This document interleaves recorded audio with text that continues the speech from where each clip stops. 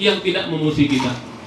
Nah, tetapi ketika kita diperangi oleh orang kafir, haram juga kita berlari. Wajib kita menerima tawaran perang. Tapi jangan sekali-sekali Islam yang memulai perang. Ini salah besar. Nah, jadi kita dilarang membunuh orang-orang yang tidak bersalah, dilarang membunuh wanita, dilarang membunuh anak-anak, dan itu semua ada peraturan-peraturannya. Jadi ketika ada peperangan itu harus kita lari, Pak. Seandainya kita lari dan mati, jahanam tempatnya. Seandainya masjid dibakar, umat Islam dibunuh, seperti ketika kejadian di Bosnia tempo dulu, barangkali kejadian di Ambon beberapa tahun yang lalu. Nah, jadi seandainya itu tidak terjadi seperti keadaan hari ini di Indonesia barangkali, ya walaupun mungkin ada juga menggesek sedikit-sedikit, tapi tidak ada pertentangan yang jelas antara Islam dan Nasrani dan agama lain. Jadi maka kita tidak boleh bermusuhan. Nah, tapi kita harus yakin ada berita dari Allah bahwa ada di antara orang Yahudi dan Nasrani yang tidak pernah diam, tidak pernah tenang sebelum kita mengikuti milah mereka. Tidak semua sih. Tidak semua. Maka kata Rasulullah ada nama kafir zimmi. Itu boleh kita berkawan dan mereka itu berpotensi untuk masuk agama kita. Berpotensi. Nah, makanya dalam Islam masih diizinkan laki-laki menikah dengan orang Kristen, perempuan Kristen. Masih diizinkan laki-laki Islam menikah dengan perempuan Yahudi, masih diizinkan. Tapi tidak boleh laki-lakinya yang Kristen, tidak boleh laki-lakinya yang Yahudi. Karena diharapkan wanita yang lebih lembut suatu saat akan menjadi pemeluk agama Islam. Tentunya sebaik-baiknya adalah yang seakidah tentunya. Nah, jadi ini yang perlu kita pahami bersama, bahwa Allah telah mengingatkan kita bahwa ada kufar-kufar yang dalam hatinya memang penuh dendam terhadap Islam. Saya pernah melihat acara TV di sini, Pak, jam 8 pagi. Karena pertamanya saya kurang paham. Mari kita buka surah Al-Maidah katanya. Mari kita buka surah Al-Baqarah. Saya pikir ini acara agama Islam menarik sekali.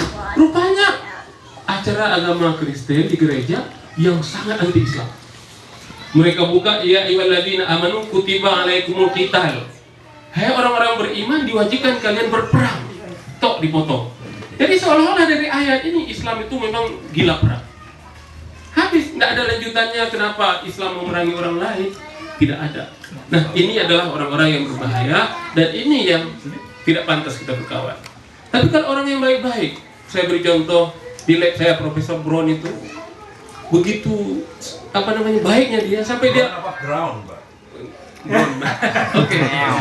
Oke, Brown. Katanya dia namanya itu Brown Amerika. Oke. Apa kata beliau? Kapan kamu habis puasa? Saya bilang kayaknya hari Rabu. Kalau begitu malam Kamis kita makan-makan gitu. Begitu baiknya dia sampai menunggu saya habis puasa. Itu orang yang baik tadi. Hanya yang kayak lebih banyak gitu. Saya tahu. Makanya jangan disamaratakan seperti di dalam doa kunut tadi barangkali semua orang Amerika. Tentunya tidak begitu. Karena sesungguhnya di tengah umat Islam pun ada yang lebih jahat dari non-muslim, Pak. Itulah yang namanya munafik, yang sebenarnya musuh dalam selimut. Ada. Nah, jadi itu yang kedua, fitnah kufar. Itu pasti, Pak. Ini bukan berita dongeng, berita dari Allah. Yang ketiga, fitnah syaitan, laknatullah. Allah mengatakan, "Wala tattabi'u khutuwati syaitan, innahu lakum aduwwum mubin." Dan janganlah kalian mengikuti langkah-langkah syaitan, sesungguhnya mereka adalah musuh yang nyata bagimu. Apa langkah syaitan? Artinya langkah-langkah yang melanggar peraturan Allah. Apakah kita tidak ibadah? Apakah kita makan yang haram? Apakah dengan cara yang haram mendapatkan harta? Apakah memakan zat yang haram? Pergaulan yang haram? Itu langkah syaitan. Syaitan itu selalu membisikkan hal-hal yang jahat dan dia adalah musuh yang nyata bagimu. Nah, perpecahan umat juga ada itu, Pak. Jadi ketika asabiyah ada, ketika setan masuk ke dalam kalbu kita, maka terjadilah akhirnya kita mengikuti langkah setan. Jadi kita harus sadari ketika saya marah sama seseorang tanpa alasan, percayalah ada bisikan setan. Insya Allah dengan begitu kita segera berwudu, kita membaca auzubillah, saya berlindung kepada Allah dari godaan setan. Kita harus meyakini setan itu selalu mengiringi kita. Nah, ini juga Allah telah dengan jelas mengingatkan kita. Kemudian yang keempat, yang membuat umat sering berpecah belah adalah nafsu keserakahan. Nafsu dalam bahasa Arab bisa artinya nyawa, dalam ayat yang lain bisa artinya kalau syahwat, nafsu syahwat. Nah, nafsu ini adalah karunia Allah yang diberikan kepada manusia.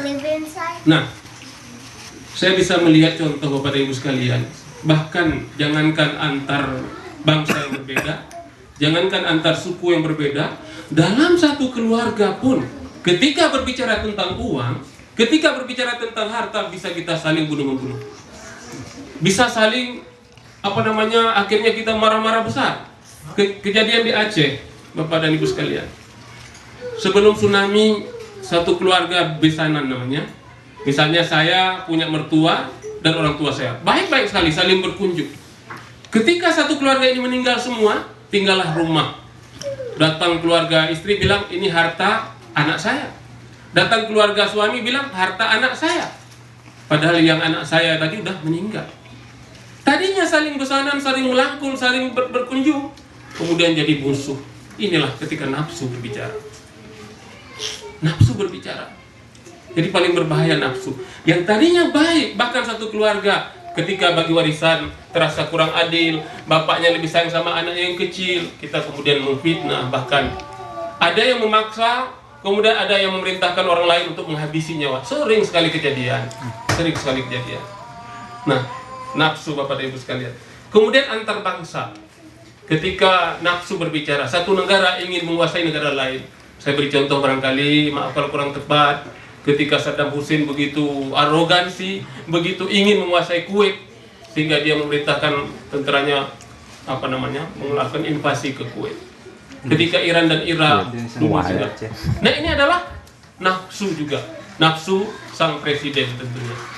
Nah, jadi inilah Bapak Ibu sekalian, kita harus menyadari ada 4 hal sekurang-kurangnya yang menyebabkan terjadinya perpecahan. Yang paling penting dan terpenting adalah asabiyah. Yang paling penting adalah asabiyah. Saya bangga menjadi orang Aceh, saya bangga menjadi orang Indonesia, sehingga kita pernah dulu istilahnya ganyang Malaysia, pernah dengar tahun 60-an ya. Nah, waktu itu wallahualam ya, mungkin karena satu pro Amerika yang Malaysianya, satu pro Soviet atau Rusia. Waktu itu kita tidak berpikir saudara kita sama agama, pokoknya ganyang Malaysia karena tidak sesuai dengan kita. Ini ketika asabiyah muncul.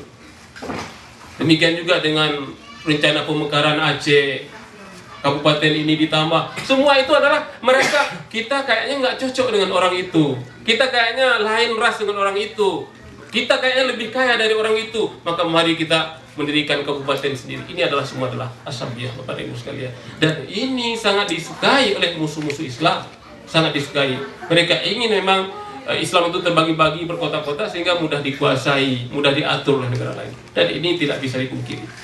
Jadi saya kira itu saja hal yang penting. Mudah-mudahan kalau ada diskusi silahkan. Yang benar, yang jelas datang dari Allah. Yang kurang, yang salah datang daripada kelemahan dan kekurangan saya tentunya. Setelah diskusi barangkali kebetulan saya dan Pak Mona akan meninggalkan Bapak dan Ibu sekalian. Mungkin kami ingin menyampaikan sesuatu. Mungkin sementara saya kembalikan ke Pak Oji kesempatan kita untuk berdiskusi. Demikian, Assalamualaikum warahmatullahi wabarakatuh. Terima kasih Pak Ustadz atas ceramah terakhir di bulan Ramadan ini. Tentunya besok bukan bulan Ramadan. Sekarang udah bukan Ramadan. Belum. Tanggal itu Maret mau. Oke, sudah. Sekarang berarti sudah satu Syawal. Apa? Indonesia belum.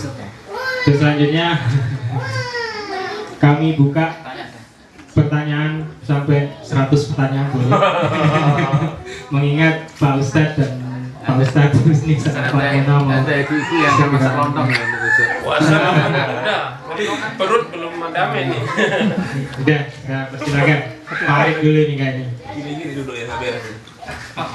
Nanti ada yang bawa Imudium apa enggak? Assalamualaikum. Salam. Saya mau nanya masalah praktek aja, ke prakteknya gitu.